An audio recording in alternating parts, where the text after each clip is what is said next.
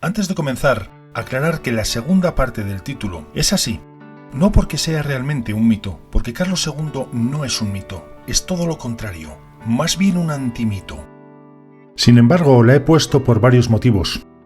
En primer lugar, para mostrar cómo de tendenciosa, por no decir manipuladora, puede llegar a ser la enseñanza de una ciencia como la historia, y es así de tendenciosa para favorecer a su creador, el Estado. En segundo lugar, para ilustrar lo pernicioso de la pereza intelectual cuando se implanta en historiadores, divulgadores y gente en general. Por último, para realizar un vídeo respuesta al trabajo del canal Biotopic Channel sobre este rey español, canal que por otra parte recomiendo. Decía el catedrático Ancho Bastos que la geografía es la disciplina más tendenciosa de todas, sobre todo la geografía política, mostrando mapas con colores diferentes para inculcar unas distinciones que no existen, que son inventos de los estados. Pero la historia no se queda atrás, también lo decía él. Antes de seguir, quiero dejar claro que si aquí todo el mundo puede poner su opinión junto a la información, conscientemente o no, si los autores de YouTube, los conferenciantes, los historiadores, los catedráticos pueden ser tendenciosos, yo también puedo, y en este vídeo no me voy a privar.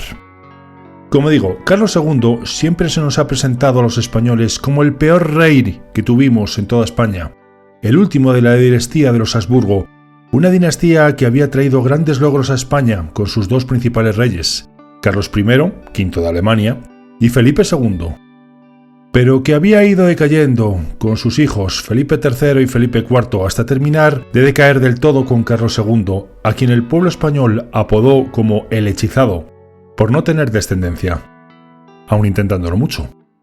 Y en este punto hago el primer paralelismo con la filosofía del hombre libre. Por lo que he leído, más de un autor mantiene que Carlos II hubiera sido feliz practicando el celibato, no necesariamente la castidad. Pero era conocedor de las obligaciones que conllevaba su cargo y contrajo matrimonio con una princesa francesa primero y después con una alemana, conocida como la cervecera, a quien tuvo que controlar y dominar sus ansias de rapiña. Pero esta historia la veo muy bien reflejada en el vídeo de Biotopic Channel, por lo que no la repetiré. Según la versión oficial, María Luisa de Orleans se sentía mal en la corte madrileña, le resultaba aburrida. Además, nunca estuvo enamorada de Carlos II, lo cual era normal en los matrimonios por conveniencia, y no le parecía muy agraciado. Bueno, si el retrato de José García Hidalgo es fidedigno, ella tampoco era gran cosa. Aun con todo, se afirma que llegó a sentir afecto por él gracias a los continuos esfuerzos de Carlos. Y aquí está quizá otra tergiversación más. A ver si no fue por los grandes esfuerzos de Carlos, sino por ver a un hombre dispuesto a servir a su pueblo ante todo. Se ha dicho muchísimas veces que los españoles no dejaron nada bueno en ningún sitio, todos sus pueblos colonizados son subdesarrollados.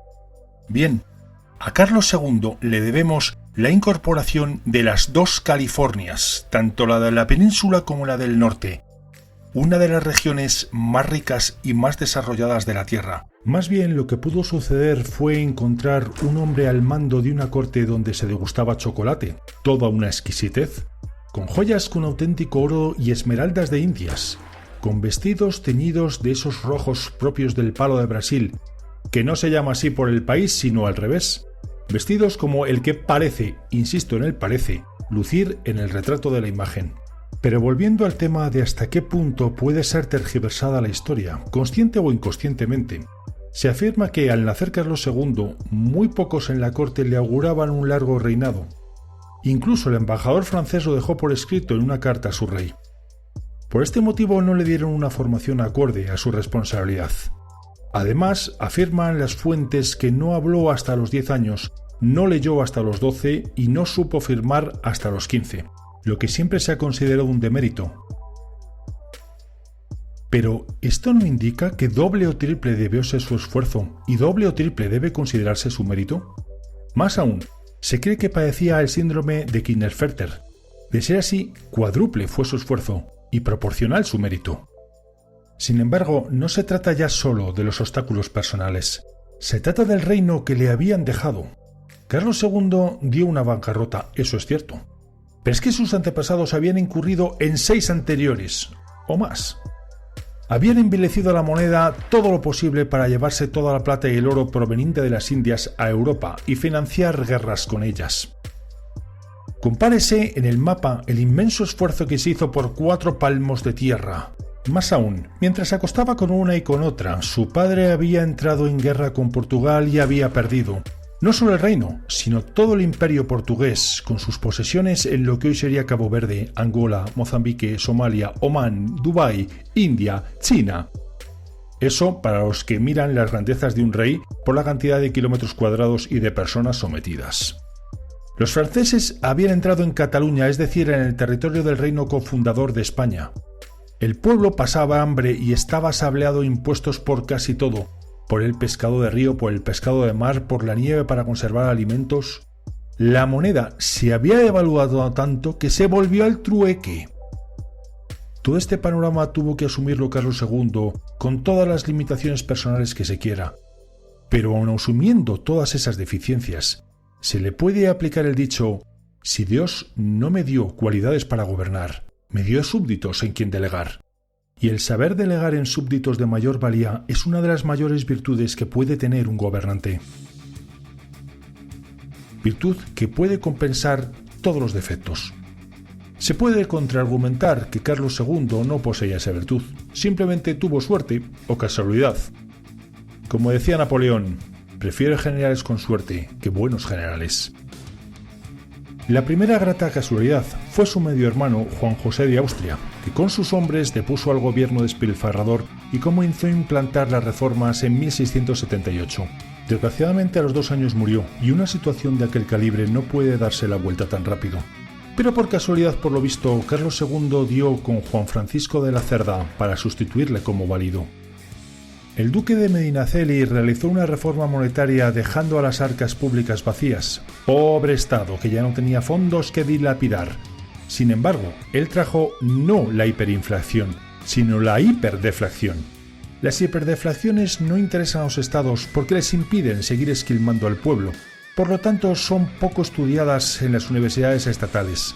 Los efectos en la gente de una hiperdeflación nos los describe el analista Adrian Kunt.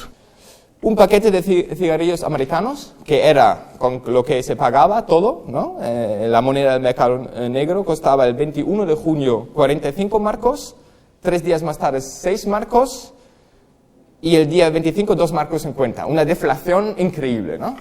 Pese a ser muy difícil realizar paralelismos, se cree que la superdeflación vivida en tiempos de Carlos II, gracias a la reforma de Medinaceli, fue aún mayor.